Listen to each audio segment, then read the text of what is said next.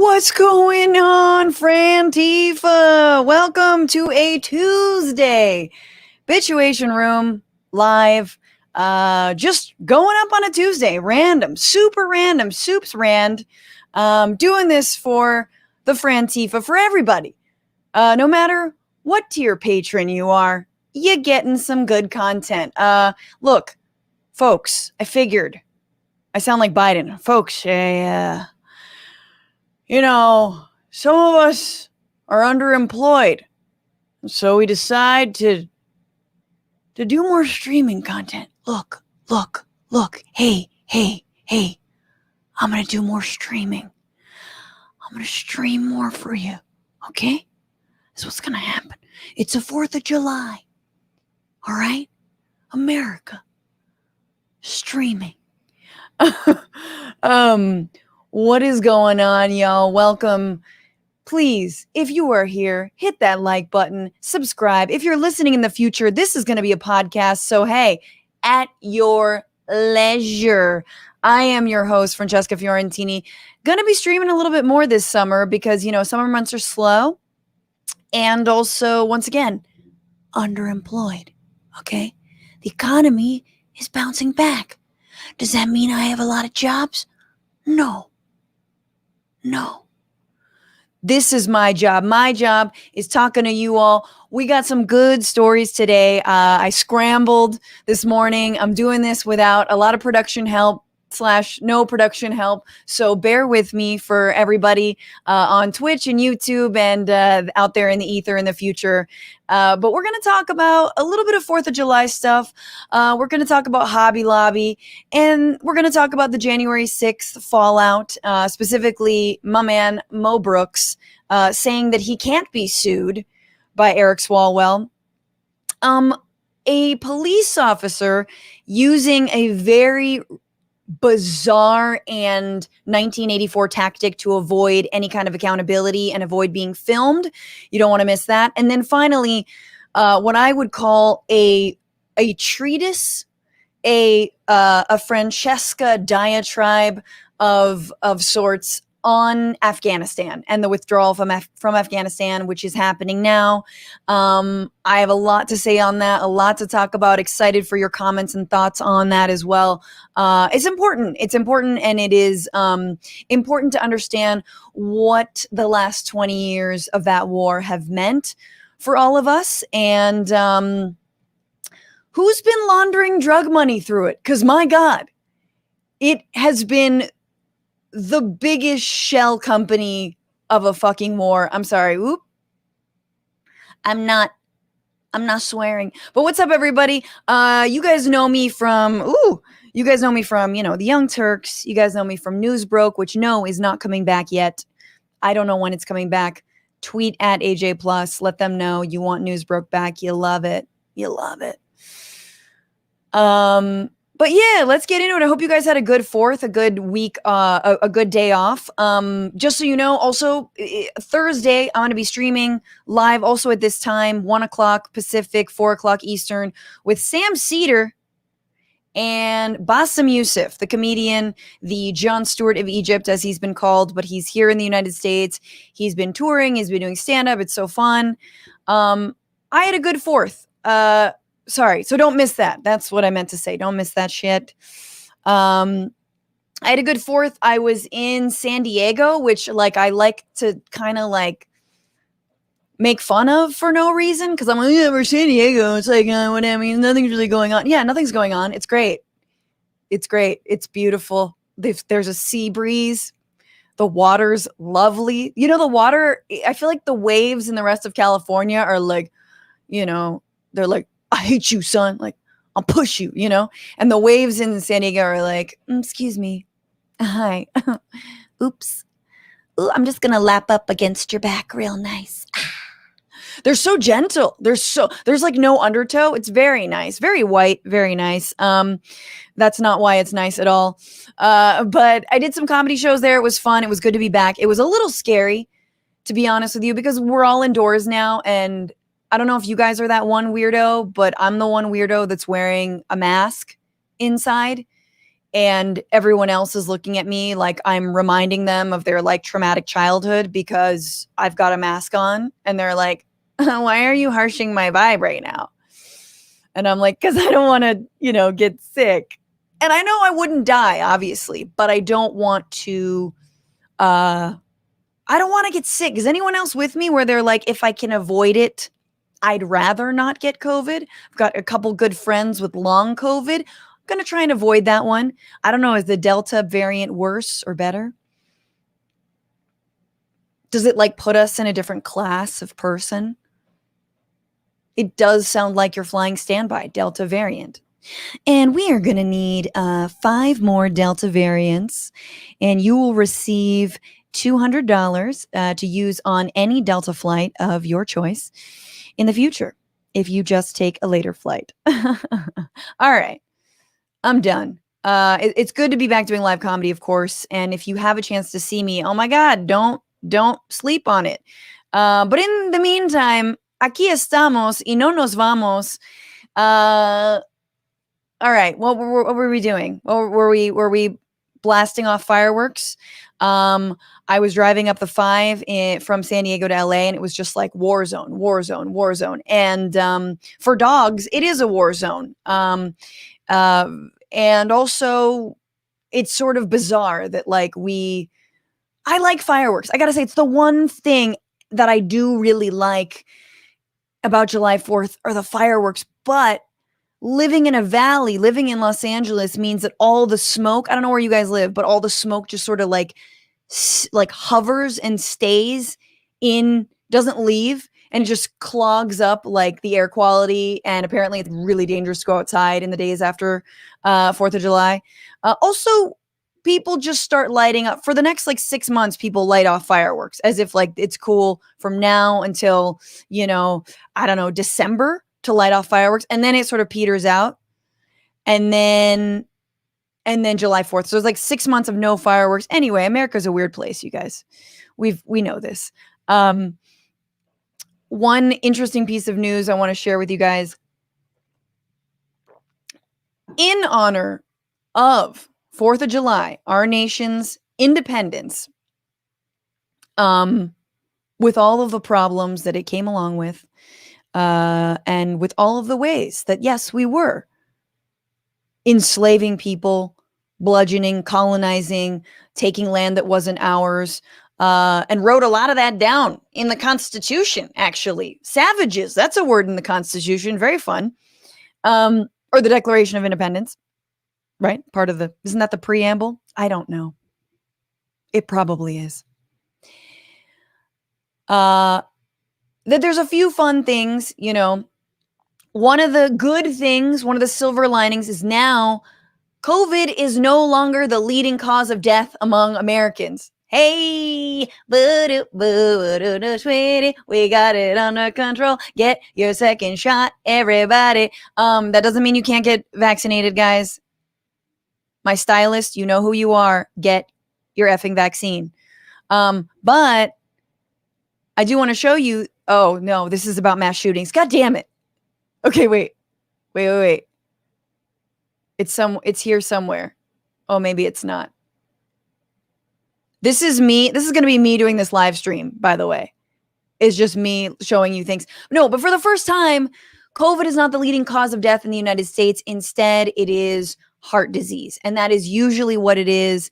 And I just want to say that that is a very good thing, that we're back to letting hot dogs kill us. 76 in 10 minutes, according to Joey Chestnut, which I love that his last name is Chestnut, by the way. No, but I'm so glad that we're back to doing that versus killing each other with COVID. We're back to killing each other through our horrible diets and lack of exercise and sedentary lifestyles and lack of free time to go out and enjoy a non-sedentary lifestyle. And we're back to doing ye old mass shootings. So 4th of July weekend saw the highest number of mass shootings than any other weekend in 2021. Fun. 150 people across the U.S. were killed by gun violence in more than 400 shootings. How? Why are...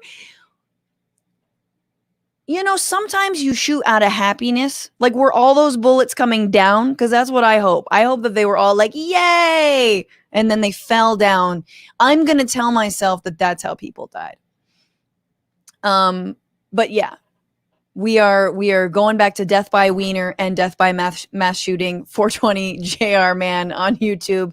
That is correct. And thank you guys all for your comments and for your super chats, one of which I didn't mention in the beginning, but thank you for it. There's a weird sexual innuendo, but that is what it is. Yeah, we're back. America's back. Guys, an NHL player, you guys hear that? An NHL player was killed by a firework. That also happened. A friend sent me a video of a dude with a firework in his butt. That also happened. I think that's all you need to know about America. Video of man with firework in anus is America. But like, while invading another country. Anywho, that's just an appetizer. I hope you guys are well. We can start off with what we're bitching about. But why don't we just get into the news? Although there are ants in my house and I am bitching about that, okay? Summertime ants. Where do they come from? Where do they go? Do I live on an anthill? Why are the traps never enough? Why do I enjoy watching them die one by one? Is that my innate Americanness? I don't stand for the national anthem, but I enjoy watching a bunch of ants die. Who am I? How can I live with these contradictions? All right. But as a reminder of the amount of Christian nationalism that this country absolutely has embedded in it, we're not going to talk about the Supreme Court. I do want to talk about that on Thursday with Sam and Bassem.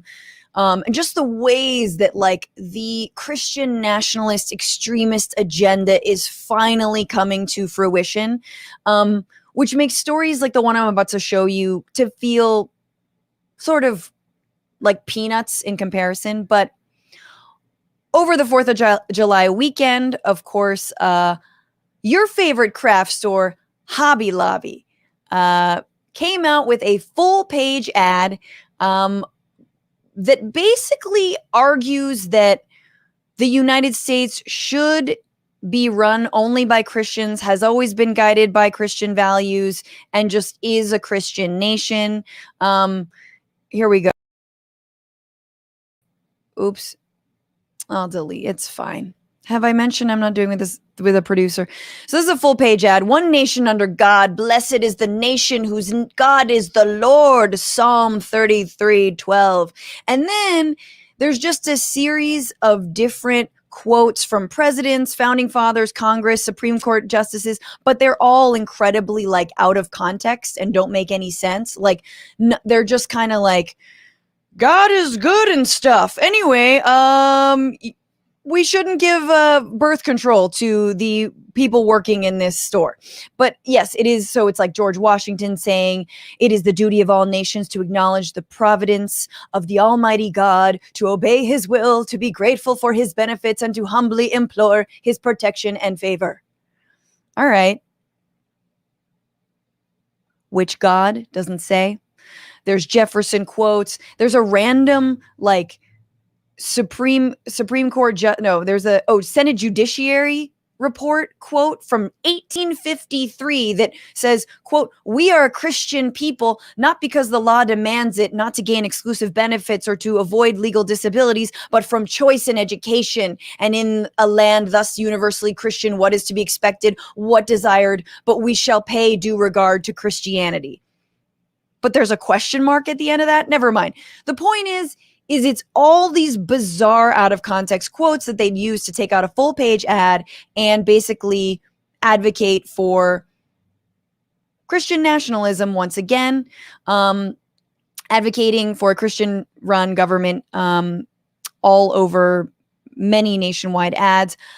You guys remember that Hobby Lobby, obviously, under the ACA, argued and won in front of the Supreme Court that they didn't have to provide health insurance, specifically birth control, to their employees because of their religious beliefs. Yeah.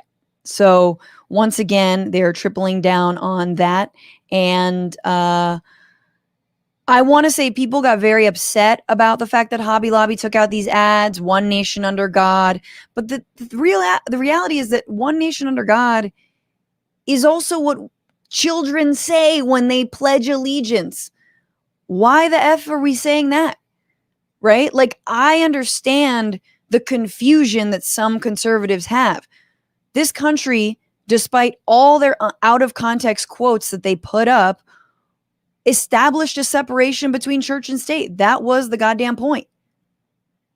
Separation of church and state, freedom of religion, no matter what that religion is, right?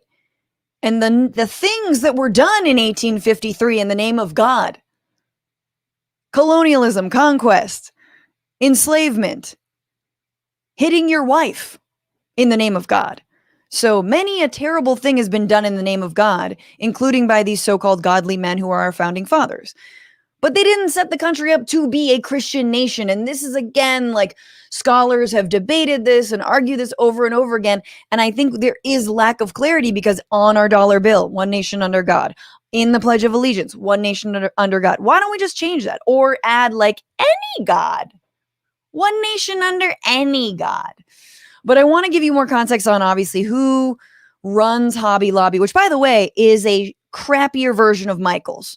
All right? Joann's Fabrics, they wish. All right?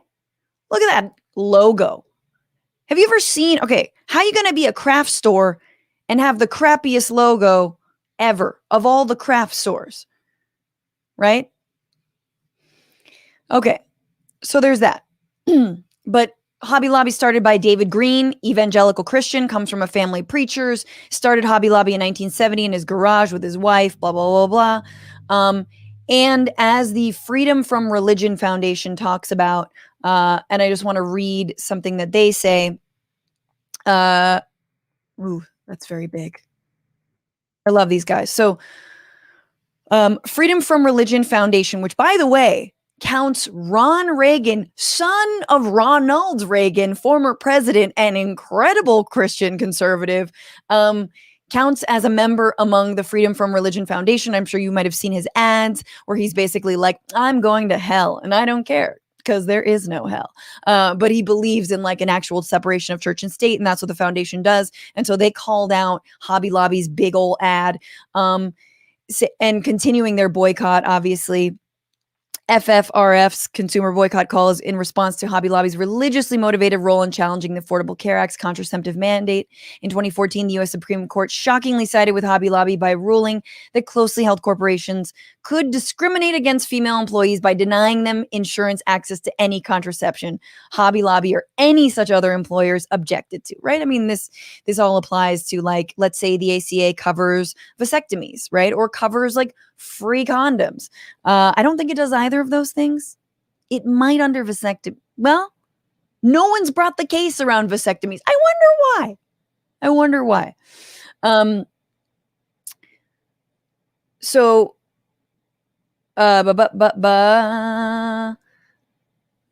so this is continuing from FFRF. In the past, FFRF has countered the July 4th propaganda with their own ad campaign. No, hang on. I want to read this other part. FFRF recognizes that many founders, including Washington, Jefferson, and Madison, while espousing liberty, were notorious enslavers. Their views were those of the entitled white male rulers of the era. But they got some other core principles right, notes FFRF co-president Dan Barker. They were not only the first in history to wisely separate religion from government, but in adopting a constitution with an aspirational preamble. Hobby Lobby believes in a theocracy, not a free nation of we the people, and is working against the achievement of a more perfect union by actively trying to sabotage true religious liberty. Absolutely. And what's really interesting is the ways in which different lawsuits brought by Hobby Lobby and other religious institutions, so-called religious institutions, even though it's a craft store, but they all argue and they all utilize articles in the Constitution that were meant to defend religious liberty, that were like the 14th Amendment, also meant to prevent discrimination under the law from, let's say, religious minorities, Jews, Muslims, right? That they are using those very specific laws that were designed to support or to defend against discrimination to their advantage as a corporation, right? Saying that their religious liberty is being inhibited because they cannot deny birth control to women, et cetera, et cetera, et cetera. So this is par for the course when it comes to Hobby Lobby. Obviously, boycott Hobby Lobby. Hello, Michaels. Okay? All the plastic plants you could have ever wanted. All the Christmas ornaments in July that your heart desires. You know, just put on the Crocs, go to Michael's, get your puffy paint, decorate a sweatshirt, become a Girl Scout, all the good things. First of all, Michael's is great. I know it sounds like I'm kind of making fun of it, but I actually low-key love it. Thank you, Anthony Weiner, for the super chat. And it just, of course, we always have to go through this every single time. And as someone in the comments, Modem Handshake Noises says, theocracy isn't democracy. That is 100% right. And we are going to, this is weak sauce. Like Chick-fil-A, Hobby Lobby, all this stuff, this is nothing compared to what's going to come, right? That it won't just be Hobby Lobby. It'll be many, many, many corporations saying that they have personhood rights, even though they don't, saying that their religious liberty is going to be infringed, and this extremist Supreme Court taking up their cases and ruling in their favor. And no matter what progress we make on any fronts, whether it's around healthcare, whether it's around abortion access, but that's going to go out the effing window, there's always going to be we protect private property and the religious liberty of a private enterprise over a person's right to not be discriminated against, a person's right to access healthcare, a person's right to access a safe and free abortion or accessible abortion. So it's only getting worse, but good for the Freedom from Religion Foundation and all the people there. And my God, Hobby Lobs. I don't want a hobby because of you. And stop lobbying our government. That's the real Hobby Lobby, is the Christian right lobbying our government, even though there is a separation of church and state. Okay. Alrighty, boys and girls, let's continue on. This is going to be like this. This is going to be fun. It's just going to be endless tabs, and I'm going to read all you. Did anyone watch soccer over the weekend? Italy won. Hell yeah. But I wanted to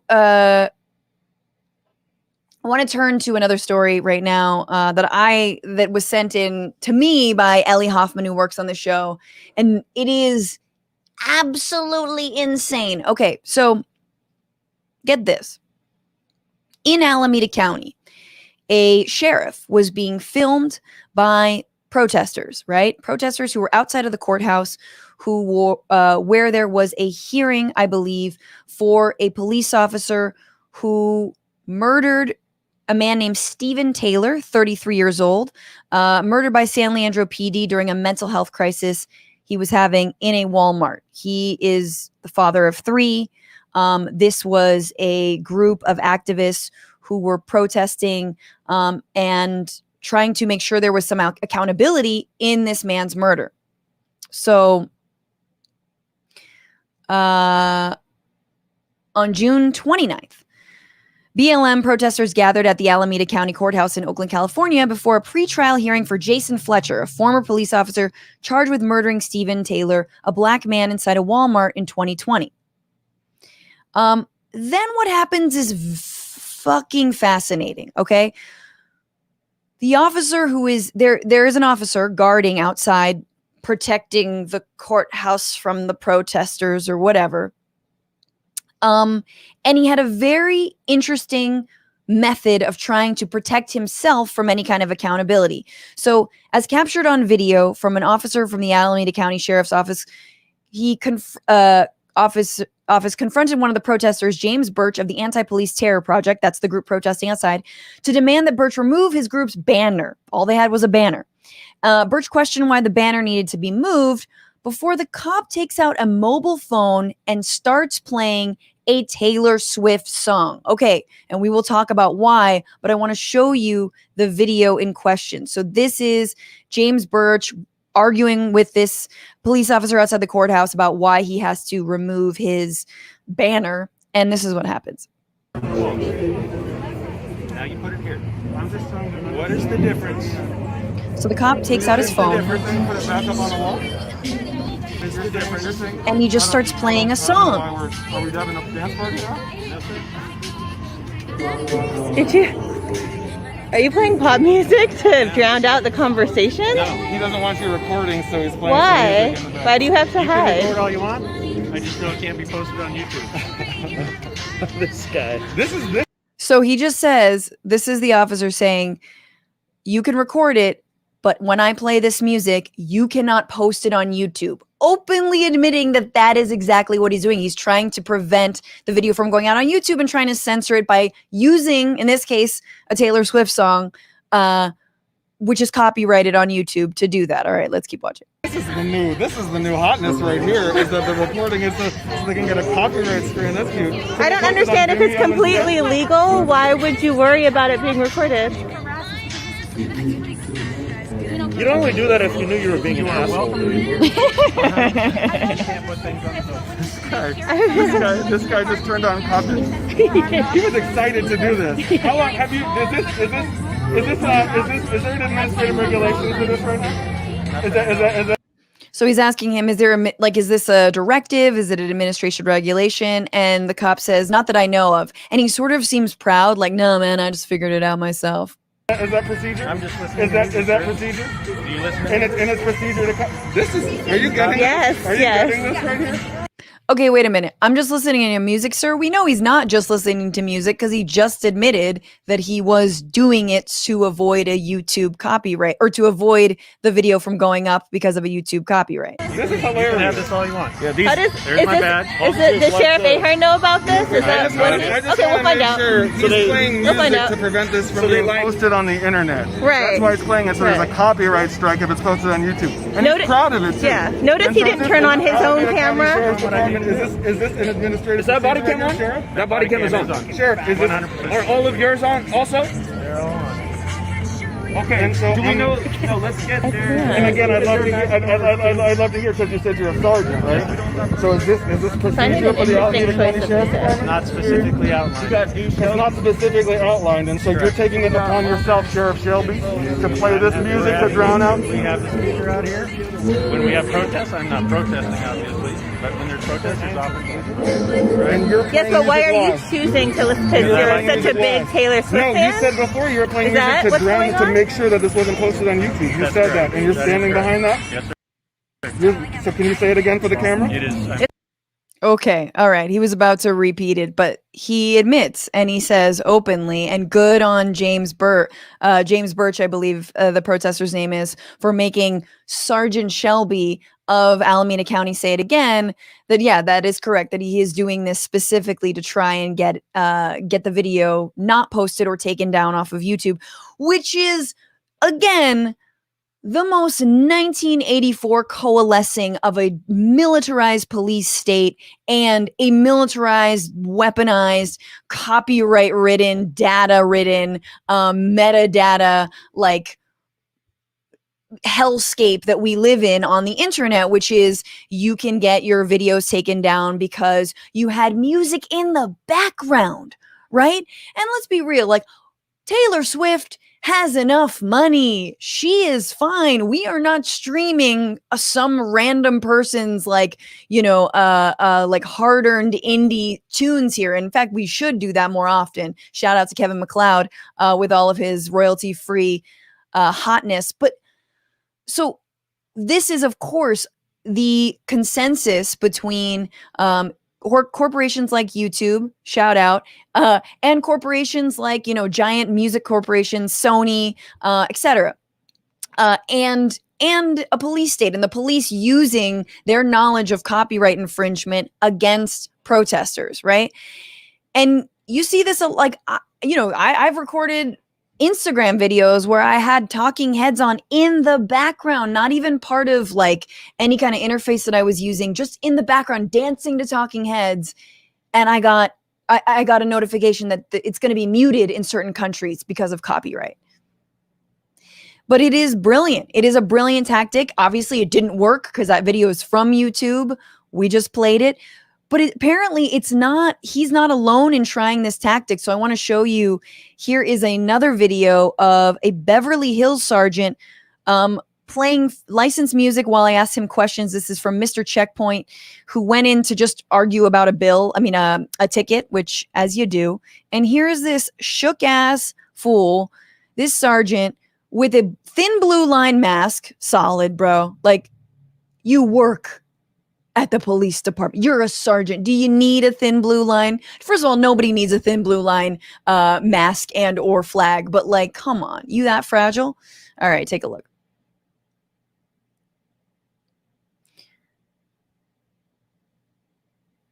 So you can't really hear it, but it's Santeria by Sublime, which immediately tarnishes that very good song.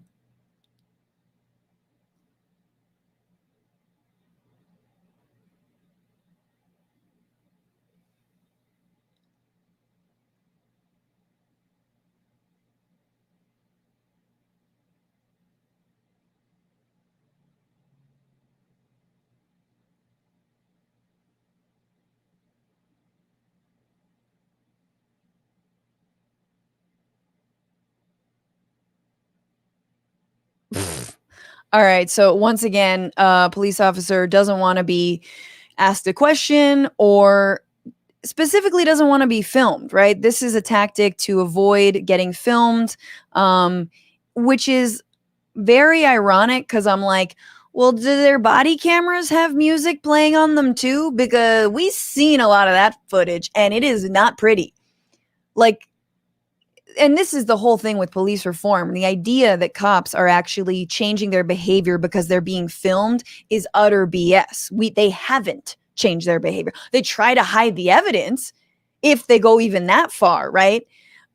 They try and hide the dash cam or their body cam footage, but it's not preventing them from actually shooting unarmed people. It's not preventing them from brutalizing people, from flipping cars over when they're trying to just pull someone over, as in the cases that we've seen. But this is like just next level gross. And it also speaks to the fact that copyright laws are BS too. They just are. And if they're preventing things like these videos from going out and they're seen as a tactic, then you know it's bad, right? And they 9 times out of 10 are coming down on the people who can't afford to pay it, right? They come down on my little channel, and others who like can't afford to pay Sony whatever we owe them for utilizing the song, right? Or who get their videos demonetized, because it's not always that it like they censor it and take it off. A lot of times it'll be demonetized, etc.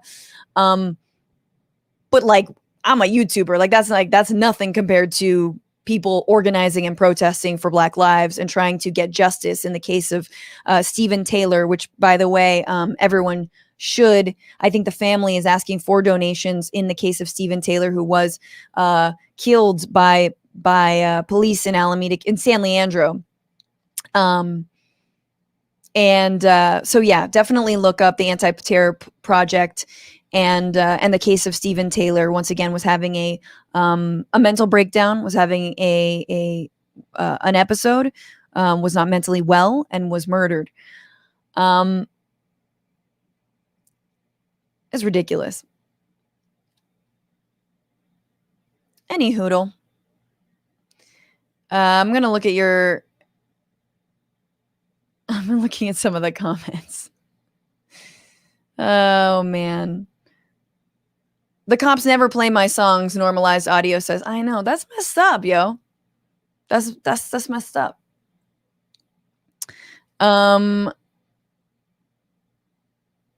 If you're not doing anything bad, why hide? Yeah, it's such a reveal when they actually show, when they actually turn on the music. They're like, oh no, I might start shooting at any moment. Turn on music. I can't be held accountable now. No, you can still be held accountable, bro. All right. Thank you guys so much for being here. And just as a reminder, this is a special episode. I'm going to try and do this more. And if you like that and you want that and you want to support my very ad-free or mostly ad-free content, patreon.com/bitchuation room. Thank you so much to all the new patrons. $5, $10 gets you a shout out. $20 or more gets you access to my monthly Ask Me Anythings, which is great. So be sure, I'm not going to try and sell you a weird bra yet, or like CBD oil yet. But until then, patreon.com/bitchuation room really, really goes a long way, means a lot. Again, Thursday, Sam Cedar, Bassem Youssef, and then Sunday, doing another show, Bridget Todd of Ultraviolet and comedian James Fritz are going to be on. That's going to be so fire. Normal time, 5/8 Eastern. So don't miss that. But until then, hey, support the show. Support me just chilling with y'all in the ether as you like are outside trying to connect to Wi-Fi. Thank you always, Dragon, for that sticker. You're so sweet. Merch is coming, Wolf Plate. Just so you know, I'm trying to source it where like AOC and Bernie and Warren and all the like, you know, all the good ones source their material, union made, sourced in the US, blah, blah, blah, blah, blah. Not that I'm against China, because also made in China right here.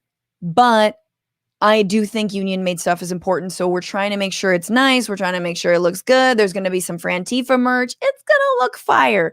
So stay tuned for that. But all right.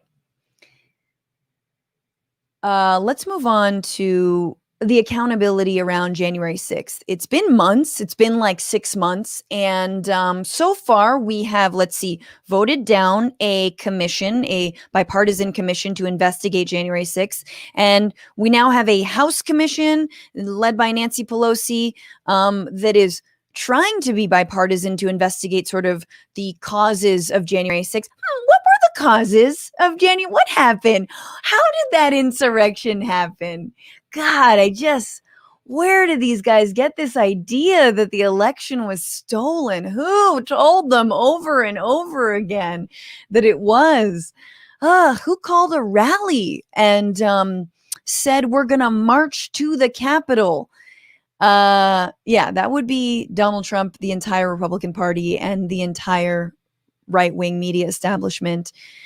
It's a lot of people to sue, but Representative Eric Swalwell is attempting to sue some of them. So Eric Swalwell of California is trying to sue Don Trump Jr., Rudy, Just for Men, Giuliani, and Representative Mo Brooks of Alabama, which is interesting that he would call out specifically Mo Brooks because there's, Paul Gosar was involved and Andy Biggs was involved.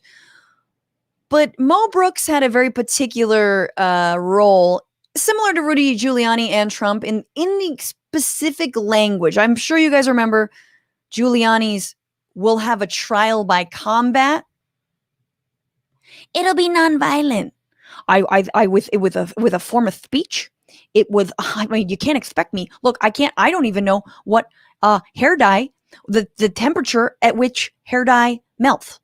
So how do I know that a bunch of armed, crazy QAnon uncles are going to storm the Capitol or not, even though I just said we need a trial by combat? See, I believe in due process. I am a lawyer up until, last week or 2 weeks ago. But when law fails, you trial by combat. See, that's how it works. I believe that was in the bar exam that I did not pass, but I paid someone else to take for me. That is the best Rudy Giuliani you're going to get. Kate McKinnon, suck my titty. I'm just kidding. I'm kidding. I love you, Kate McKinnon. Also suck my titty because that'd be kind of hot. All right. Mo Brooks is being sued by Eric Swalwell. And if you don't remember what his role was, watch this video. You might recognize this woman. She's blah, blah, blah all over the internet. And this is what Mo Brooks did on January 6th. Here's a little bit of a Newsbroke video that we came out with earlier this year. Paul Gosar and Andy Biggs of Arizona all helped pull the event off, and they knew that there would be violence. In fact, they encouraged it. The Arizona Republican Party retweeted Ali professing that he was willing to give his life to the cause of stopping Joe Biden. Ali is one of the planners. He's like a right-wing little celeb who helped plan the Stop the Steal rally. Adding, he is, are you? Which is the extremist version of, you up, bro? Mo Brooks echoed a similar sentiment when he spoke at the rally itself. Today is the day American patriots start taking down names and kicking ass. God, who knew the Gordon Fish Sticks guy got super radicalized? Okay, that's a good joke. Shout out to Gordon Fish Sticks man, who probably is not a QAnon dad. But so we're going to start taking down names and kicking ass. When? Not yesterday, not tomorrow, not hypothetically in the future. Today is the day we start taking down names and kicking ass. I feel like that's a call to violence. If I ever heard one, that's a call to action. Kicking ass, taking down names. That dude's never kicked anyone's ass in his lifetime, but I rest my case. Okay, so Eric Swalwell is trying to sue him. In order to sue someone, you have to serve them. You can, I believe when someone tries to sue you, you can opt to not be served. And in this case, I believe that's what Mo Brooks and his wife did. They were like, no, we don't want to be served. Nah, it's not a thing. And it's like, yeah, but just waive getting served, because then someone doesn't physically have to go to your house and serve you this lawsuit that says you incited violence on January 6th that led to, the injury and of many, many, many people, and possibly lead to the death of people as well. Although I know the links have been shoddy, but like when you have a heart attack the day after the insurrection, I'm gonna say that was probably because of the insurrection, okay? Thank you, Blue Roy, for that super chat. You rock. So I don't know if you guys have seen this footage, but this is the midway point of the story. You have to see how Mo Brooks, representative from Alabama, gets served in his Alabama home. Take a look. So here is his wife. His wife pulls up in like an SUV into the parking lot. And this footage is from, I believe, their home. A car immediately comes in after. Clearly, this is someone that's been waiting to serve. A man gets out. He's got a piece of paper. He runs. We can't see where he's going, right? He goes off camera. The security cam is not covering this. We can imagine something like, how dare you? You get off my property right now. My husband is a patriot. And who are you, you big city lawyer? Okay, so he comes back out. She is following him. You get off my property right now. He's videotaping her. Sadly, she doesn't have any Taylor Swift on her. God damn it. I'm gonna put my body behind you. You can't leave. I'm gonna prevent you from leaving. Okay, fine. I won't prevent you. I don't want you to hit me. She tries to stand behind his car. Then she moves. She's upset. And he just backs out of the driveway, which not an easy driveway to back out of. But like at this point, you can't 3-point turn it. Like, you can't stay that long on someone else's property to 3-point turn. So that is how Mo Brooks got served this lawsuit from Eric Swalwell, which I love that video. And of course, Mo Brooks is, let's see, I'll show you guys this. Franny trying to do all the things. Mo Brooks gets arrest warrant for man who served lawsuit on wife. Great. Solid. God's work, bro. God's work. So obviously that's the scene we just watched, and they're like, you can't, that's not how the law works. I'm going to countersue. Like, no. Okay. Well, how do you think that guy got served the arrest warrant? Clearly, I don't know how any of this works, but it seems just like a very like tag, no backsies, It was just like the tag, no backsies of the law. Of course, today, the news that has sparked all this is that Mo Brooks is saying he can't be sued. You can't sue me.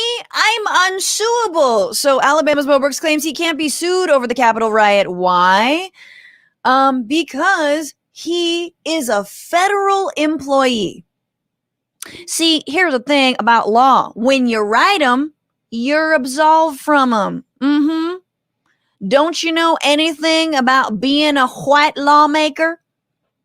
Like this is literally the dude's argument. Brooks made the argument in July 2nd filing, responding to a suit by fellow member of Congress, Representative Eric Swalwell, a California Democrat, accuses Brooks, former President Donald Trump, and others of inciting the deadly Capitol insurrection. But he says that he, quote, represented the interests of his constituency when he challenged the Electoral College vote submittals of the state, whose election processes were less than reliable in the judgment of Brooks. He said in the filing, it makes no difference whether Brooks was right or wrong. What? Wait. I was right, but it makes no difference whether Brooks was right or wrong? All right. I don't even get that. By the way, Alabama did go to Trump. I'm not saying Alabama didn't go to Trump. So him saying that he represented the views of his constituents is not wrong. That being said, you are also in the United States, and we've got the Electoral College for right or wrong. We can talk about that another day. And 30%, 35% of Alabamans did vote for Biden. So did you represent them? I guess not. Mo Brooks, you weird man caught in a gale of your own BS. Is that why you wear that sort of like Columbia rain jacket all the time? I don't know. How do you bread your fish sticks? Do you hand bread it? What part of the fish does the stick come from? Huh, Gordon? Riddle me that. All right, you guys, I'm done. Oh, I don't even know what streaming entails. Am I streaming? Tell me if I'm streaming. Yes or no? Y or N?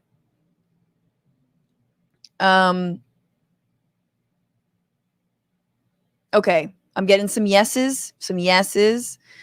Streaming and memeing. Thank you. Ugh. I don't know if I'm memeing, but I'm definitely streaming.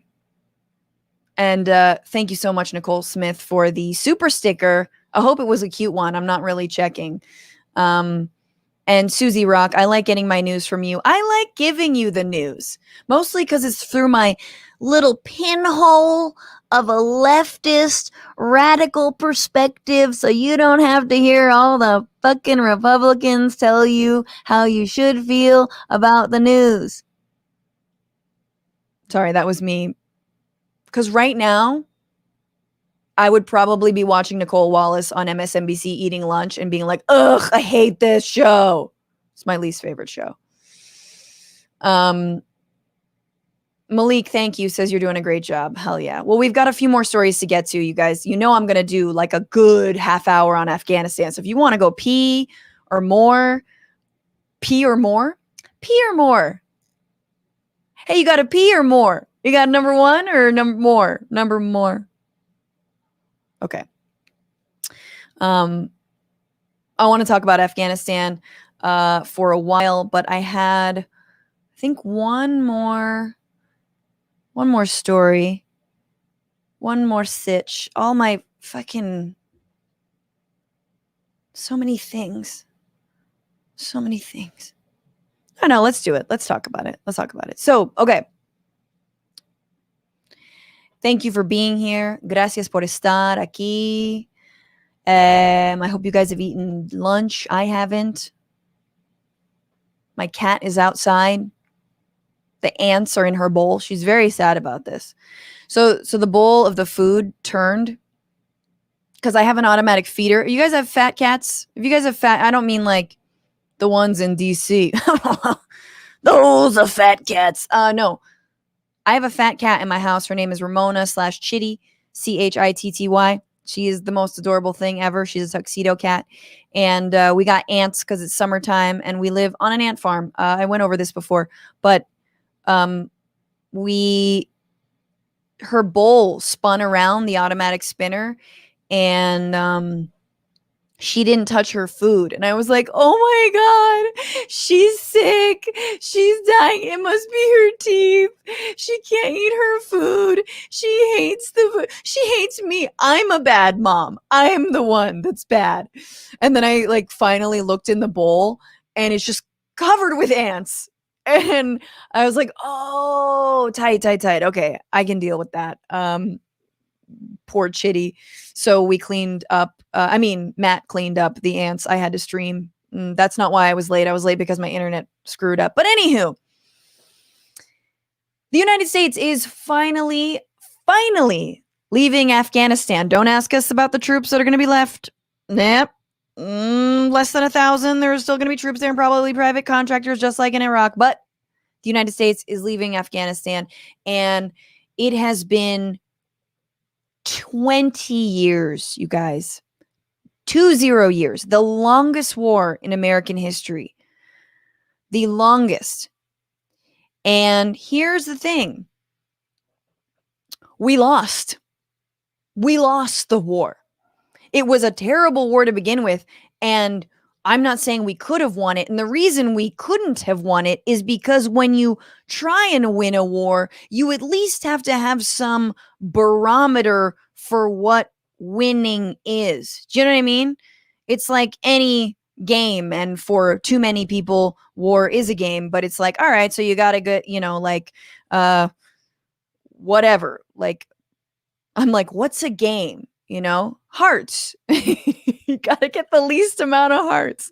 No, this is a terrible game. But like, there were literally no barometer for success in Afghanistan. Was it democracy? Oh no, it was Osama bin Laden. No, it was freeing the women. I don't.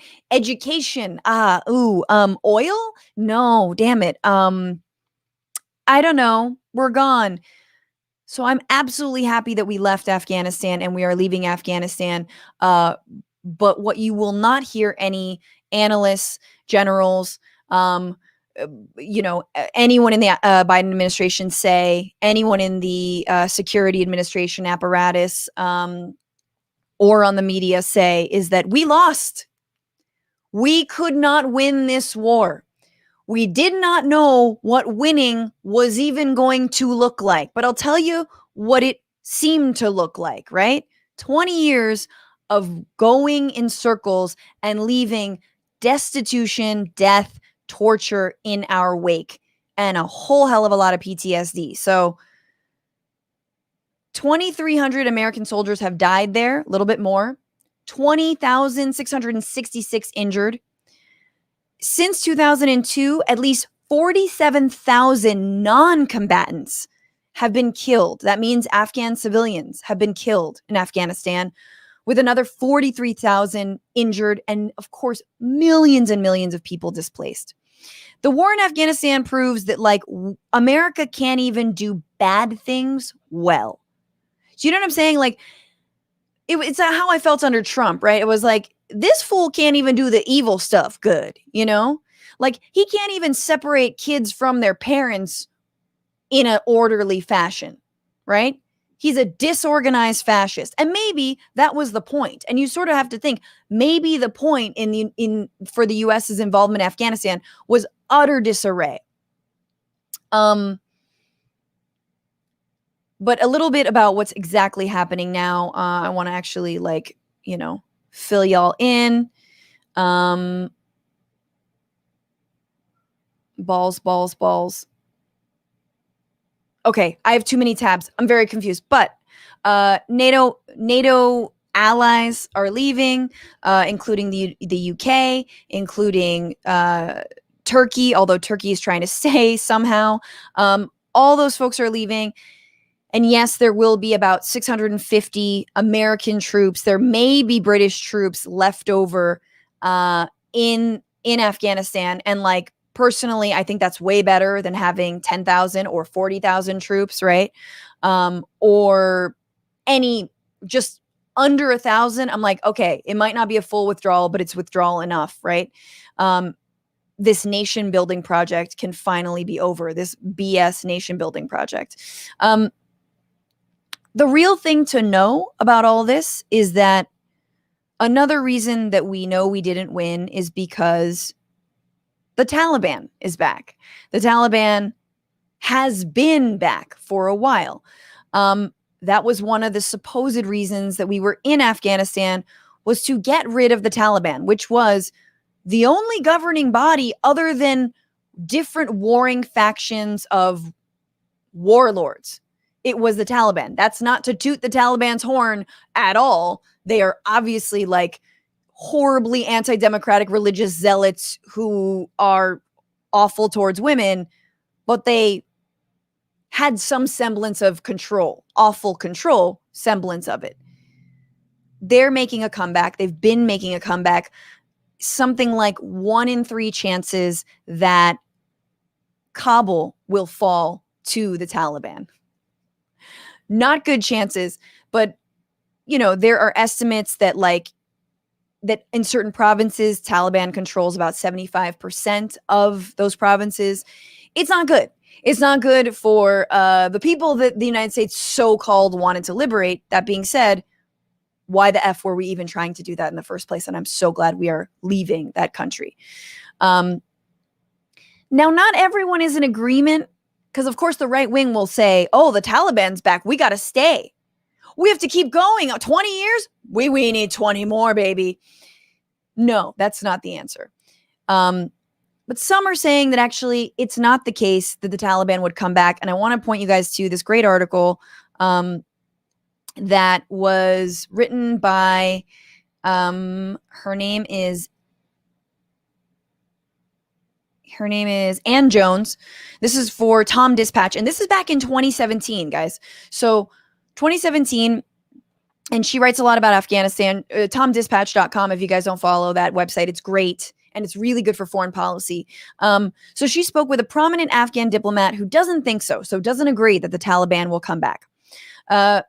Shukriya Barazkai, a longtime member of the Afghan parliament, now serving as Afghanistan's ambassador to Norway, herself a victim in 2014 of a Taliban suicide bomber, told me only weeks ago, the Taliban are so over. They just want to go home, but you Americans won't let them.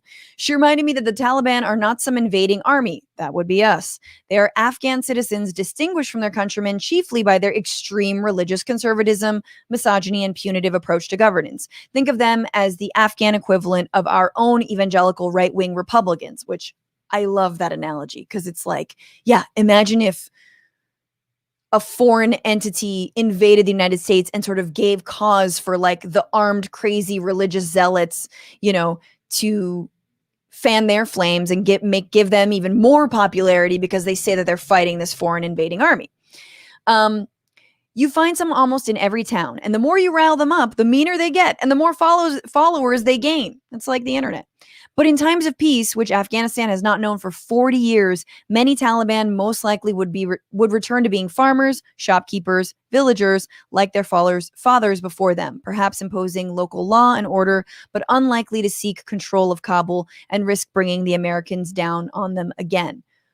Interesting take. Okay, so now, granted, this was in 2017. Obviously, this is 4 years later.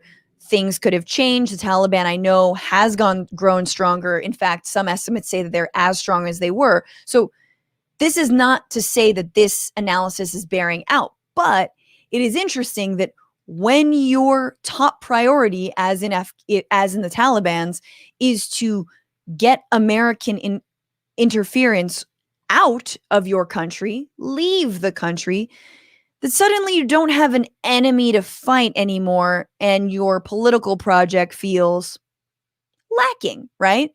Again, I'm not saying that's what's going to happen, but it's interesting that this is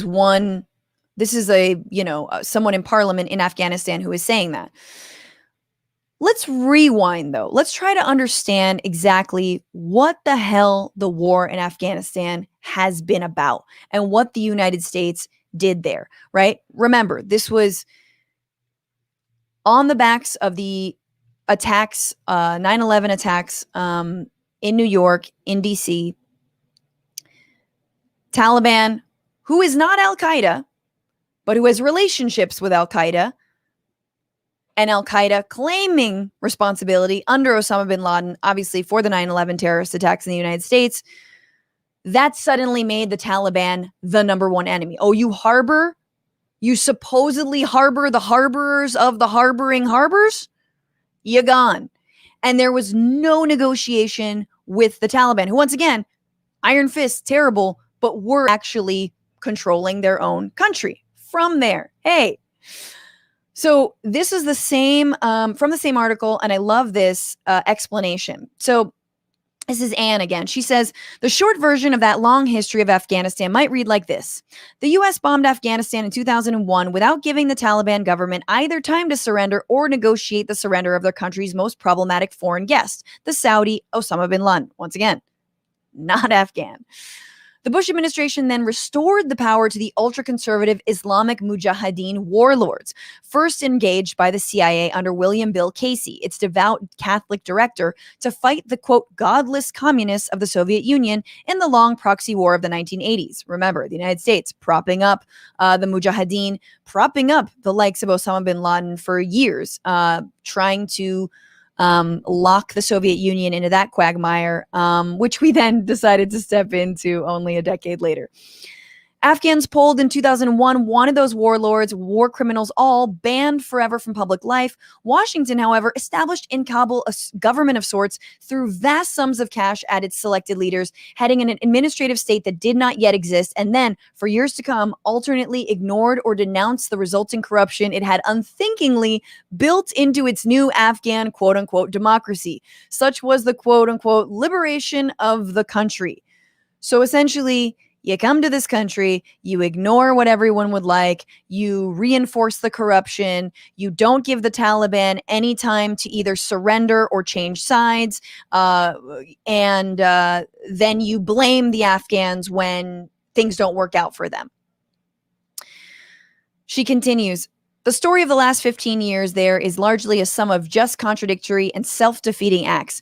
During that time, American officials regularly humiliated Hamid Karzai, their hand-picked president. They set up a centralized government in Kabul, and then, through provincial reconstruction teams controlled by the U.S. military, they also supported a passel of provincial warlords hostile to that government. What are we doing? They sent their military to invade Iraq. Oh, right. Pretext to go to Iraq, of course. We haven't even we've forgotten about Cheney and Rumsfeld and the like. While the Taliban, who were never allowed to surrender, as Anand Gopal recounts in his riveting book, No Good Men Among the Living, which is such a good book. I love it. It took me like forever to finish for no reason, but it's so good. Regrouped and went back to war. In 2007, they undermined Afghan efforts to negotiate peace with the Taliban, opting instead to surge more American troops into the country, doubling their numbers in 2008, and then continue to spend a fortune in taxpayer dollars, at least 65 billion of them, training hundreds of thousands of Afghan soldiers and police to do the fighting their elected government had wanted to stop. So essentially how we're funding, we love in the United States and the Middle East to fund both sides of conflicts, to pick one side and to be against and allergic to any kind of negotiation, against a surrender or anything. So the surge of American troops under Obama was one of those moments where we had a chance, to get out of Iraq and get out of Afghanistan. But I think in an attempt to prove that he was still a hawk, just didn't believe in the Iraq war, Obama surged troops back into, it was something like 100,000 troops into Afghanistan to once again try and win an unwinnable war that we have literally no idea what we were doing or why we were there. Even after he got Osama bin Laden in Pakistan. Or can we leave now? No, we got to stay cuz women's education, dude. But women aren't getting educated here in the US. Yeah, I know, but one of the schools is named after Laura Bush. That's true. So we can't leave. We've got to stay. So I mentioned Iraq a little bit, and similar things happened in Iraq. So, for example, obviously this was when Cheney and Rumsfeld and Ashcroft and Colin Powell were like, wait a minute, Afghanistan's not strategic. unless we want to like start running opium, which I'll get to later because I'm not convinced we haven't. We'll talk about it in a second. But, you know, the money is over in Iraq. The money is in oil. We need to topple Saddam Hussein, who had nothing to do with 9/11. Cool. Same thing happened. When we toppled Saddam Hussein, the Ba'athist Party, which was his party, were the ones in power. They were terrible, but they were the ones running the government. What did we say? We don't negotiate with terrorists. Ba'athists, I know we did prop you up a lot in the 80s, and we gave you the chemical weapons that you used against your own population, like the Kurds. We taught you our torture techniques, but we will not negotiate with you. Now you're terrorists. So we won't even allow you to come back into government.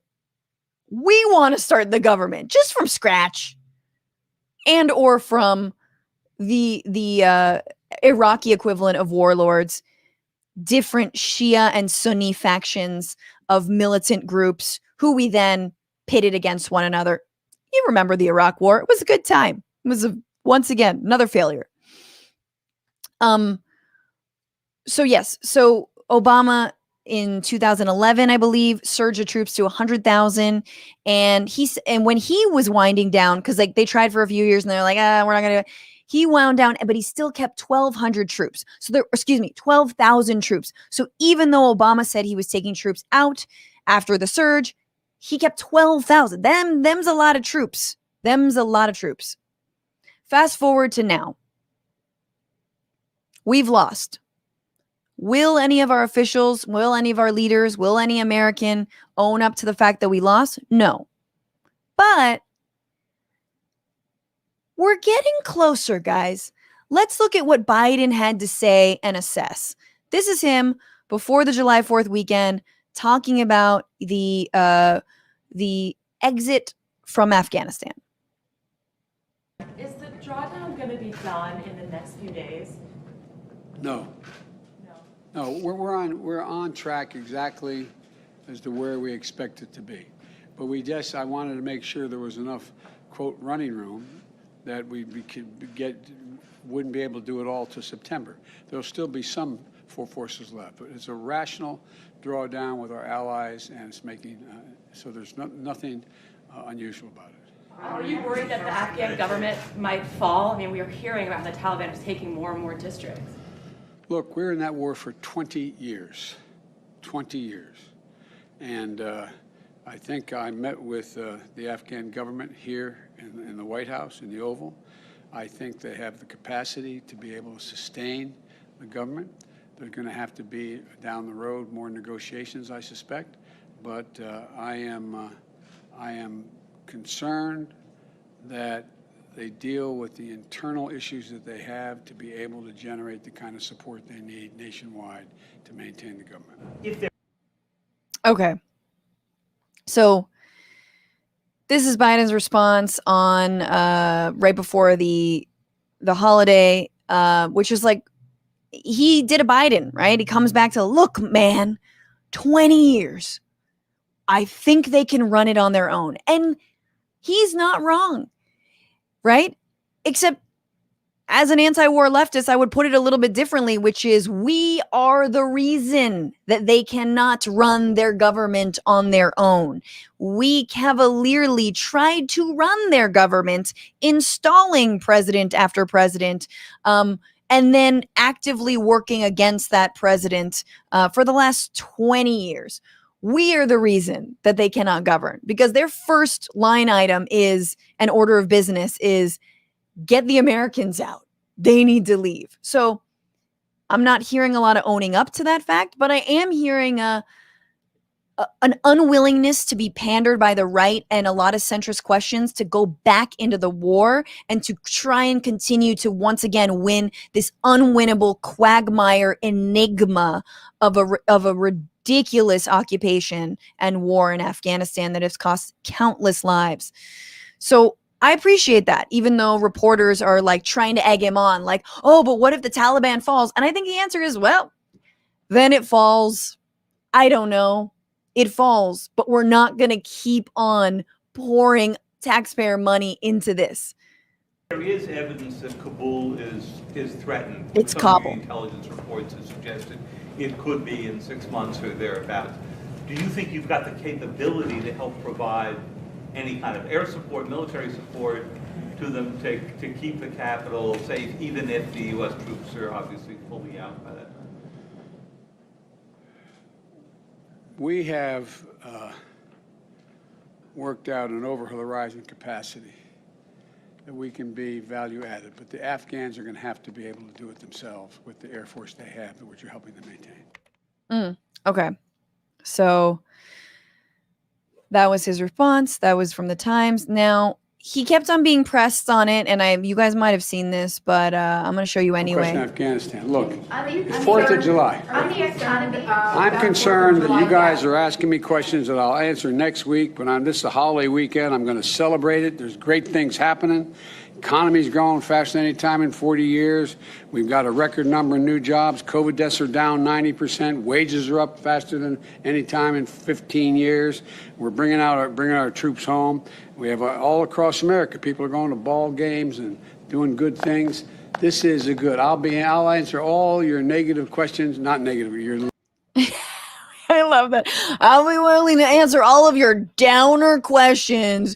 You guys are such big bummers. Like, I know he is not Trump, but that is such a Trumpism to be like, why are you so nasty? Why must you be so negative? Oh, being president is all about being positive. Power of positive thinking. legitimate question. Are you concerned that there is a potential this weekend in places where vaccination levels are not particularly high that there will be a new COVID outbreaks in various regions? I am concerned. Okay, he's going back into COVID, but basically it was like, come on, man, I'm trying to celebrate the 4th of July. Let's enjoy ourselves. Like, which is sad because even his 4th of July plan to have, what was it, 75% or 70% of Americans vaccinated didn't work because we are, once again, trash. That's my trash. That didn't work. But he wants to talk about sweet things, not the withdrawal from Afghanistan. But I do think that when the United States makes a decision, it needs to stick to it. It can't be continually baited by the media, by the threat of what ifs. And even, it's not just Biden, right? It is generals who've been in Afghanistan, who've fought on the ground, who have seen firsthand the lack of strategy, who know that they're being sent into a geopolitical Rubik's Cube that is only costing more money and lives. They don't know. You listen to, generals on NPR and policy experts, they all support the withdrawal because they're like, I don't know at this point, really don't know what to do. Because I don't really know what our goal was. We can't build a nation. I don't know if we can educate every single woman there. I think we've spent trillions of dollars too much and it's time to leave. And also, small tidbit, everyone there hates us. So that makes it very hard to win this war. Somehow raiding people's homes in the middle of the night, makes them mad or whatever. One last thing on this is two last things on this. One, I really have to shout out, there are a lot of good documentaries on Afghanistan, but one of my absolute favorites came out in 2010. It's called Restrepo, and it was nominated for an Academy Award. And it's embedded, right? So you're embedded with troops, which I always have some problem with. But the candidness, the brutality, the fly on the wall nature of this documentary is truly stunning. It is about the 2nd Company of the 503rd Infantry that was stationed in the Korangal Valley, which was is a Taliban stronghold. And this infantry unit was just sitting ducks, straight sitting ducks. And it'd be like, okay, we're on this little, we have a little base here on this outpost, and we want to get there. Why? I don't know. In order to get there, 5 of us will probably die. Okay. Well, why do we need to go there? I don't. We're just contesting territory from the Taliban, but it's their country. Okay. Like, so it was arguably one of the most dangerous outposts in Afghanistan. Restrepo is the name of one of the soldiers who was in fact murdered and killed, trying to encroach on Taliban land. They clearly didn't have the firepower, the backup. Once again, I'm not arguing for that, but it is fascinating to see the level of the lack of preparedness, the lack of the level of danger with which we sent these young men, mostly men, in to die for nothing, for total BS, for turf wars in a country that wasn't ours. And the best part of that is that you've got, I believe, like some rank, what is it, lieutenant, colonel, somebody whose job, he was like sort of the commanding officer of this infantry unit, and he would go into like the homes of tribal leaders in these villages, right, where they were. And a lot of these villages, they're farmers, they're herders, and he's going in there and he's like sitting down in their homes, and there's like, nothing. It's just like a concrete slab, people sitting on the ground. It's like like a gathering of some of the leaders in the village. And, you see this sort of beefy Midwestern dude coming in going like, all right, guys, well, we took on fire the other night. You going to tell me who those fighters were? You going to tell me who because you want roads, right? Do you want us to build you roads? Do you want running water? And they're like, we've been fine with dirt roads and like, water from our well for a really long time. You're not gonna, you want the water? Because you need to give up your fighters. You need to tell us who they were. And they're like, we're not fighters. We're not militants. We don't know who you're talking about. You know who we're talking about. And they're like, stop arresting like our innocent kids who are 18 years old and disappearing them into black sites like Bagram. And they're like, okay, whoa. And it's this like painfully, like the most painful diplomatic miss you've ever seen. And all you have to do is watch that documentary and watch that scene to show you how pig-headed, how overzealous the American project in Afghanistan was, trying to, use the idea of developing one's village as a carrot, right, to lure them into like snitching on their own people, or like giving up who the Taliban fighters were, even though they didn't know who the Taliban fighters were. Or even if they did, why would they tell you? Have you earned their trust? Clearly, they didn't. And it's like existentially painful. I'm sorry, I'm killing your vibe. They weren't diplomats. What's interesting is the ways that military endeavors, from frontline infantrymen get laundered by the higher ups as, oh, this was a success. Oh yeah, we're in the Korengal Valley. We lost a few guys, but we're on that hill now. We're over there now. And that was a success. And that just gets laundered up and laundered up and laundered up until we continue in this money pit of a war that is Afghanistan.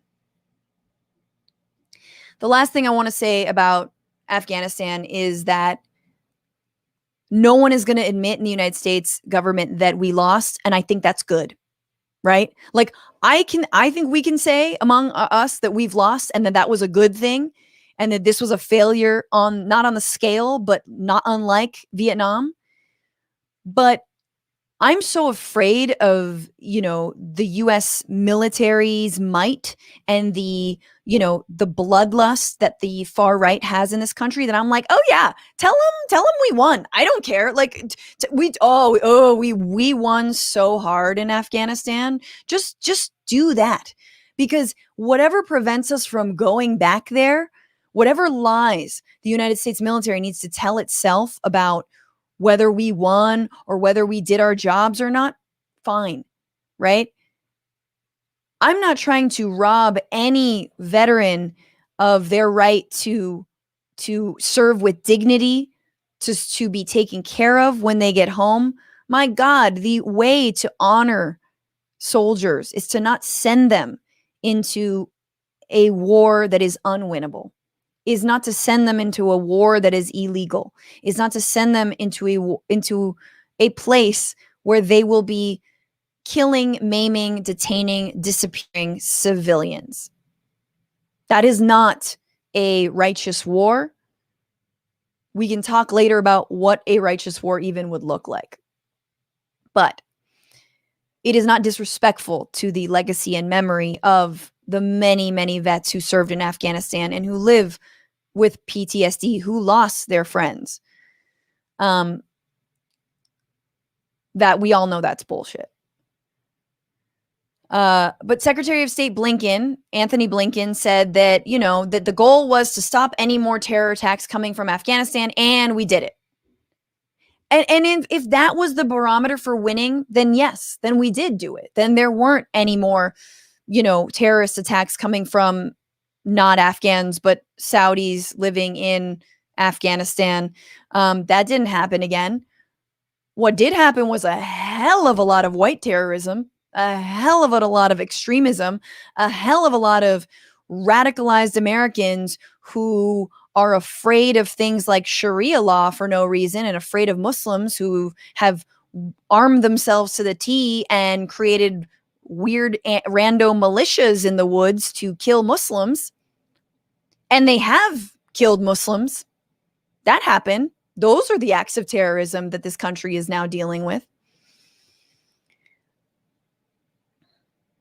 Public utility on YouTube. How many CIA subcontractors moving into Afghanistan? I mean, exactly right. Not just CIA, but private corporations. Eric Prince, founder of Blackwater, is like, ooh, it's my time to shine. Here we go. And DeVos is like, I'm going to educate all the children. We can create charter schools. Kabul charter schools. I don't know what she sounds like. It's more like this. She does sound a little bit. We're going to create charter schools in Kabul for young women, and my family is going to make a killing. Thank you guys for all of your comments. I'm sorry I cannot read all of them. I wish I had some music to like. I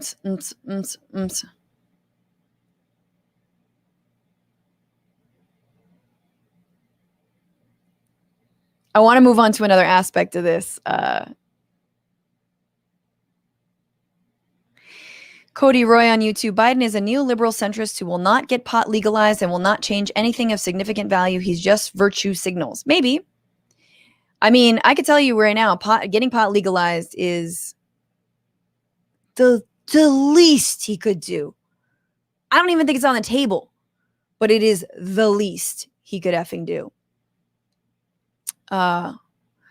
Thank you so much, Todd and Chuck. You guys are great moderators. Thanks for being here, as always. And thank you so much, Lily Alara, for your super chat. Who says, much love for your consistent anti-war voice, Fran, from an Afghan and Iraq and Afghan vet. Watched all my nephews deploy over the last few years. Only one old enough to actually remember 9/11. Long overdue ending. Thank you, Lily, for that. I really appreciate it. And yeah, I mean, so many people have family members who deployed. And, I'm remembering the late now Mike Gravel, senator, right, who said, the only thing worse than soldiers dying in vain is more soldiers dying in vain. The only thing worse than soldiers having PTSD from being stationed in Afghanistan is more soldiers having PTSD from being stationed in Afghanistan. That's it. There is everything else is symbolic. Everything else is funneling endless amounts of money into a feeling of American exceptionalism that doesn't even bear out in reality. That like we didn't go there to we didn't, I mean, shit, I'm not for like being a missionary, but like, why we didn't build churches and like, whatever, sewage systems, right? Mormons could have done a better job than the United States military. And I would argue Mormons really should stop. But at least they're very nice people, It's very they mean well. Oh my God. One time I was on a plane. So I lived in Argentina for a while and I was on a plane next to, this is a quick story, but I was next to these two kids who were like 19 and like both, kind of bigger white guys. And this was a 10-hour flight. I think it was from Dallas to Buenos Aires. And they're sitting there and I'm starting to dawn on me that they're Mormons going on their like 2-year mission trip abroad. And they're not going to Buenos Aires. Of course not. They're not going to like live in a city. They're going to like the far north, like almost to Bolivia, middle of nowhere, a region that, my God, the indigenous people there have been colonized and sold religion after the religion. And they're like, yeah, just fix the roof. Yeah, I believe in your God, but fix the, you're missing a nail there. Yeah. And so here you have these probably, Utah white boys who don't speak a lick of Spanish. And no disrespect. Everyone has a first time on a plane, but it was their first time on a plane. And I was like looking at these kids and like they didn't go get to the bathroom. Like, I don't know if they knew there was a bathroom or that they could get up to use the bathroom, and they didn't know how to use like the light switch and the like the call button and like the air. And I was like showing them the whole thing. And then they were like, thank you so much. Also, have you heard about the word of God? And I was like, no, I don't. And I don't want to. But anyway, good luck. Good luck in, converting those people who really need converting. No. All right. I want to move on to another aspect of this because the most important thing in terms of the long term for Americans when it comes to Afghanistan, right, is the cost. So the United States is finally, after 20 years, leaving Afghanistan. Biden said 20 years is too long and let the Afghans work it out. Amen to that. Also, why are we leaving troops there? Why don't we just get everybody out? And also, what about reparations? Can we talk about actually giving money to help people rather than giving money to things that they don't need? And if there was any more of a sign that this war was both BS, it's that the amount of waste, I believe, is unrivaled. So the war in Afghanistan didn't just cost a lot of taxpayer dollars. It wasted taxpayer dollars. Now, I don't mean it wasted taxpayer dollars because it was a bad war to begin with and what did we really, need to do there? No. It straight up budgetary like flaws, cooking the books, money disappearing, projects never finished, projects and things that don't work, waste taxpayer money. Okay, so let's look at that. First, there is, hang on, I've got a graphic and I cannot pull it up. Here we go.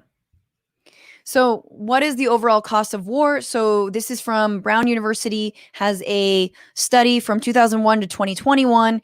The total cost of the war in Afghanistan, $2.26 trillion. Trillion, which is the exact amount that Republicans don't want to pay into Biden's infrastructure plan in order to get any semblance of climate change under control, and help home care workers or, help people go to college.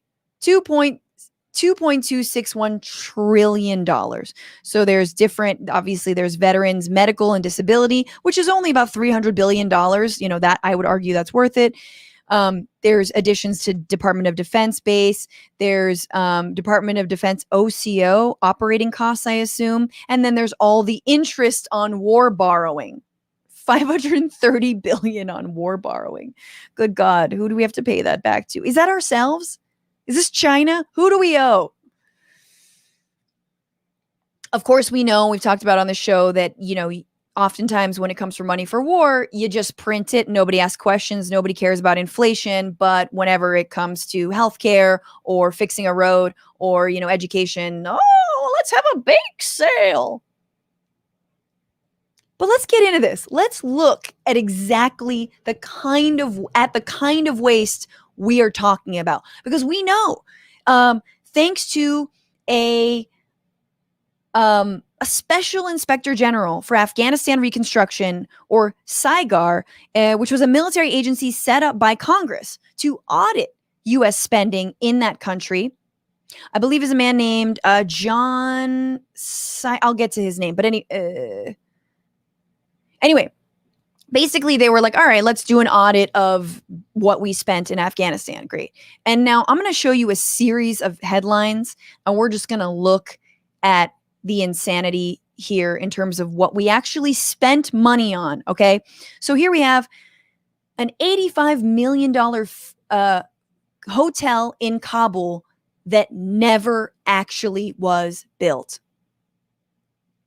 So the Marriott Kabul Hotel, or sometimes the Marriott Grand Hotel Kabul, or sometimes Trump Kabul, who knows? This is so Trumpian.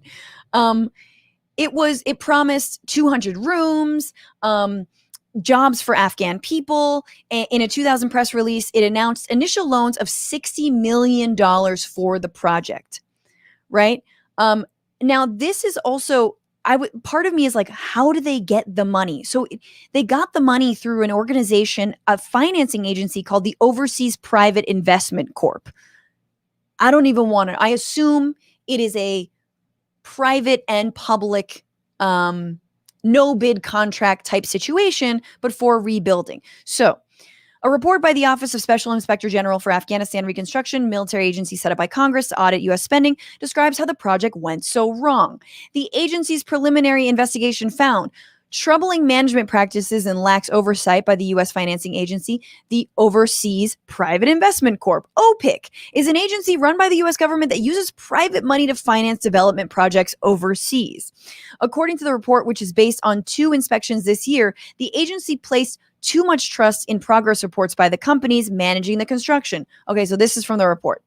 The OPIC did not regularly visit the sites. So the financing agency never visited the actual sites that they were financing, or have an on-site monitoring presence at either construction project, but instead relied on almost exclusively on representations made by the loan recipients regarding the status of the projects.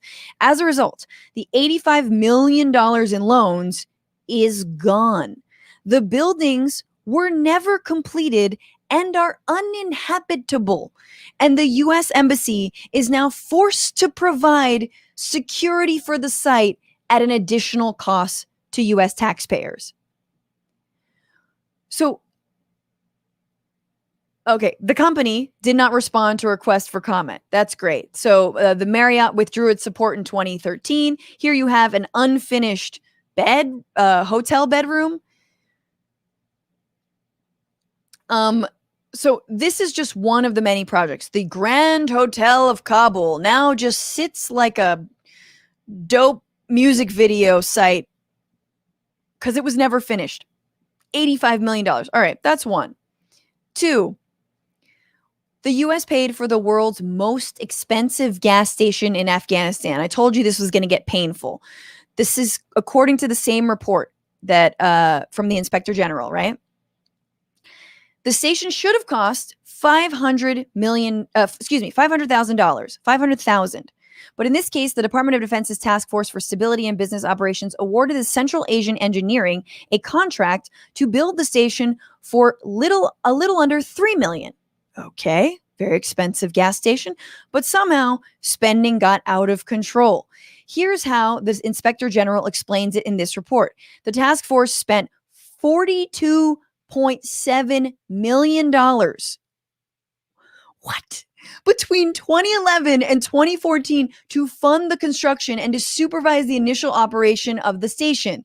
Approximately $12.3 million in direct costs and $30 million in overhead costs. To make matters worse, the Inspector General found that the Department of Defense didn't even study whether a natural gas station would be used in Afghanistan. And when the Inspector General came asking questions, the Department of Defense said that all the people who worked on the project were gone. So they couldn't provide answers as to why a project that should have cost $500,000 ended up costing nearly $43 million. That is insane. Okay, so it goes on. The Inspector General Sopko, talks to DOD, but there's a pattern emerging here, and I want you guys to think about how shady it is that private companies, thanks to the Department of Defense and the U.S. military, were able to overinflate costs on projects they never delivered on. And what kind of clientele and what kind of financing might have been at the root or could be at the root of these kinds of very bizarrely unfinished projects, man. I know I sound like the dude reading the news. I don't care. Big Lebowski for life. Let's keep going. Here's another one. It keeps going, guys. It keeps going. So this is a hospital. Ooh, well, look, Afghans need hospitals, least of which to recover from all the, injuries that Americans are raining down upon the civilian population. Okay, this is a hospital that cost the United States $14.6 million. Okay, it was supposed to be a lot less than that. All right, so here we have this is the Inspector General found that the International Organization for Migration. Sorry, let me just read this. The hospital is not a military project. It was built to treat civilians. Construction began in 2008 as a part of a 3-year contract between the U.S. Agency for International Development and the International Organization for Migration, which would handle the hiring of contractors. It was supposed to be finished and handed over to the Afghan Ministry of Health by 2011, but that didn't happen. The date was pushed back to June 2013 in a contract with an Afghan building contractor. Then later that year, the Inspector General found out that that IOM had overpaid the contractor by at least $507,000 for diesel fuel and a thermostat device. The IOM eventually repaid the money to USAID. Well, that's good. New contractors, so like 3 contractors now, they were supposed to finish the hospital by 2014. By that summer, however, the hospital was still unfinished. It took another 1.5 years for the hospital to be completed, enough to hand over to Afghan authorities.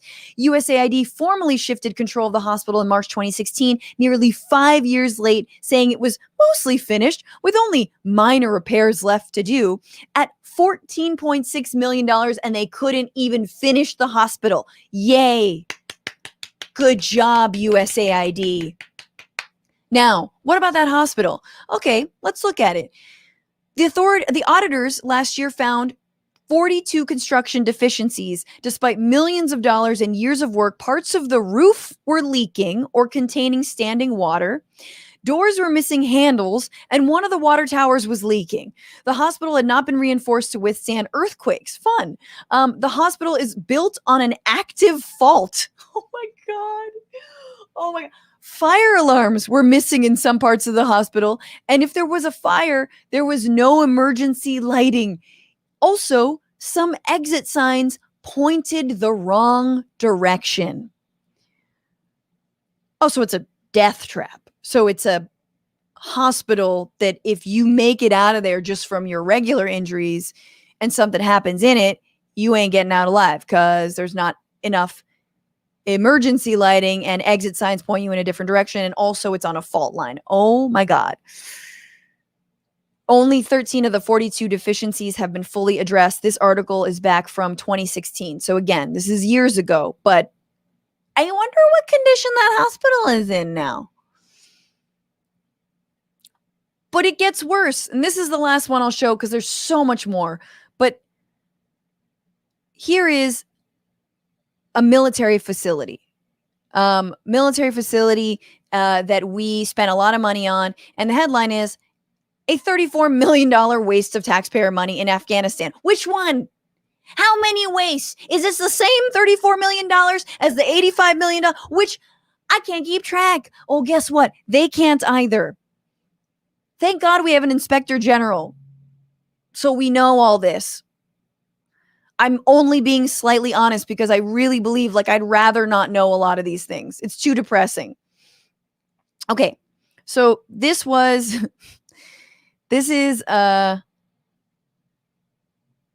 right. I got to read some of this. I just have to read this. So this is the same inspector general looking at this facility and the millions of dollars that were poured into it.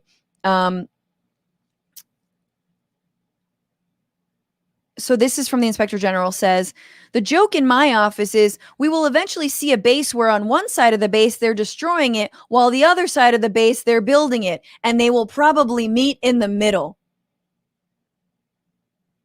Oh my God. Oh my God. The facility in question is Camp Leatherneck. So it is a U.S. Marine base in the Helmand province of Afghanistan.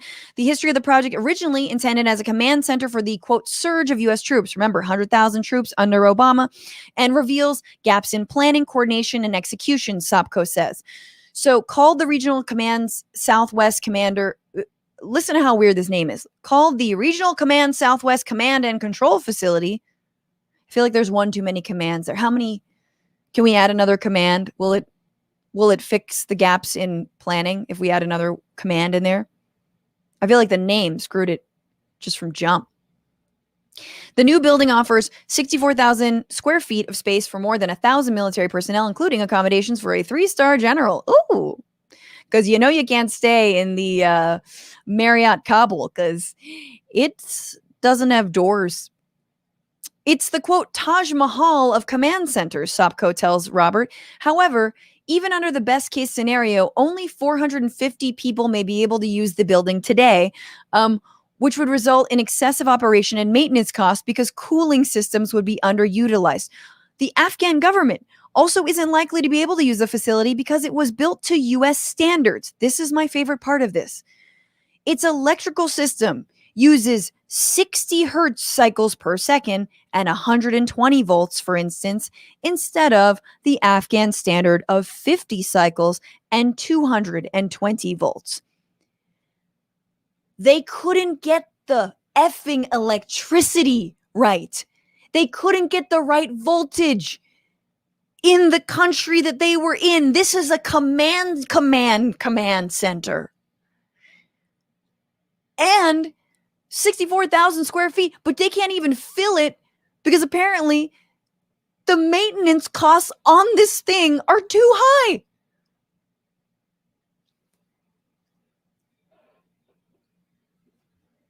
SOPCO goes on to say that construction. Oh, hang on. There's a part in here where he basically says that construction on a lot of these projects began even though the United States was pulling out of Afghanistan. Just give the people the money, bro. Just buy a farmer back their goats that you destroyed. Give them back their land that you riddled with mines. Clean their water system. Build it out. Send some Mormons in there.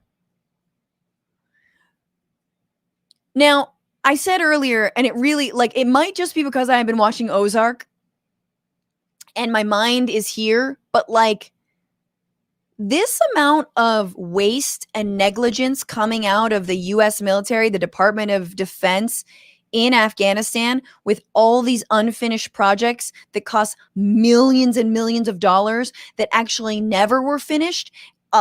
A $40 million gas station? Bro, are we not laundering money through this? Has Afghanistan just turned into a giant money laundering operation for international drug rings? How is it not? Someone lay out the argument that that is not exactly what's been going on. We all know Afghanistan has a ton of opium production, right? In fact, opium production has gone up just like the Taliban has increased their influence, so has opium. Tell me that they are not laundering, not the Taliban necessarily, but that drug rings and cartels are not laundering money through Afghanistan. It's a pretty good idea. Jason Bateman in Ozark taught me that.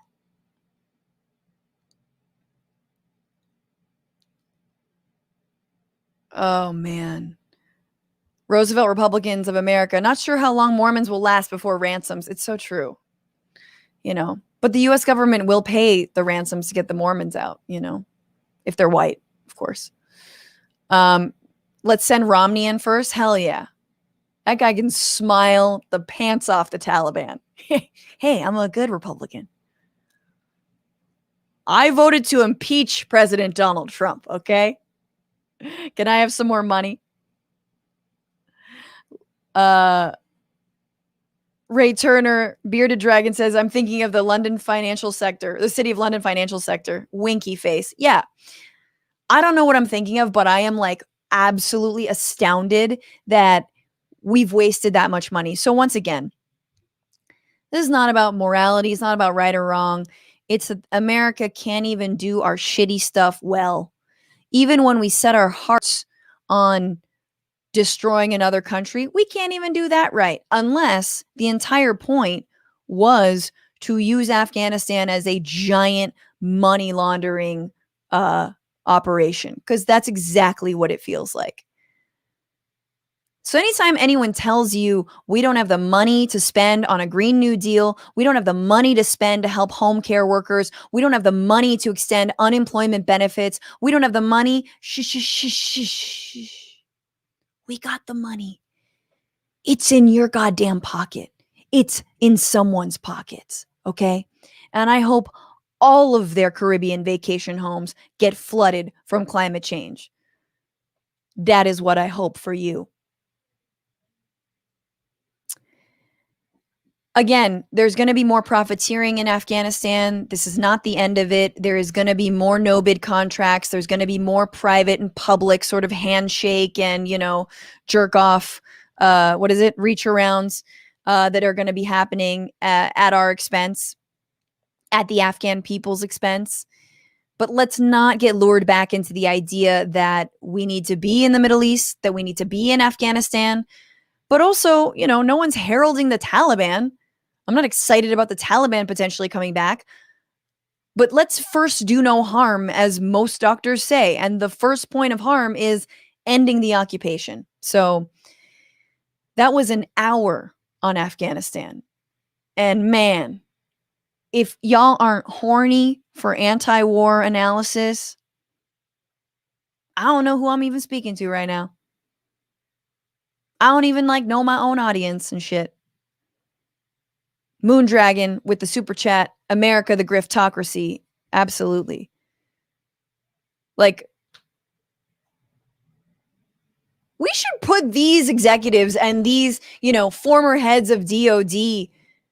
There should be a whole Jerry Springer genre show. A whole, Dr. Phil.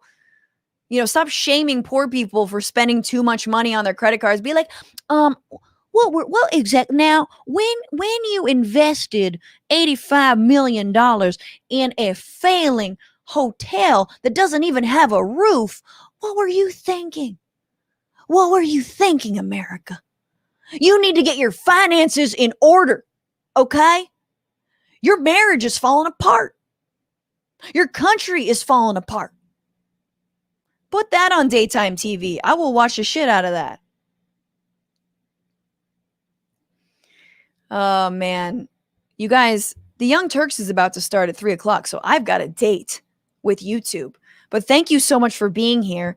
Thank you for all of your super chats. Keep them coming. And once again, we're doing this again on Thursday with Sam Cedar. Oh, God, what a fucking nightmare. And Bassem Youssef, the comedian, wonderful, just hilarious man. I'm excited to talk to them.